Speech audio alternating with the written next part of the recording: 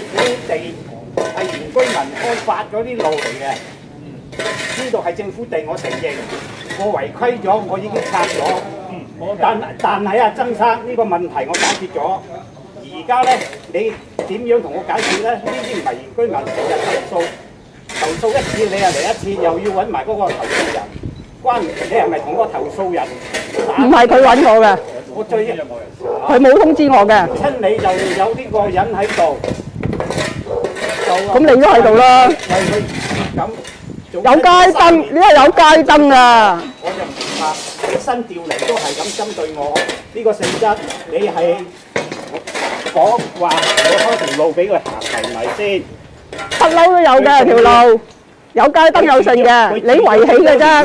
有街燈，佢買屋嗰陣時就買屋就睇屋，就冇路行嘅，條天都有人證明嘅。你而家開發條通道俾佢咧，變咗多咗嗰啲賊人咧探風啊！佢今朝已經我報過一次警㗎啦，佢不停咁影我屋企範圍，就係騷擾我。差人都冇理你，今次係咪踩線想人哋嚟爆格？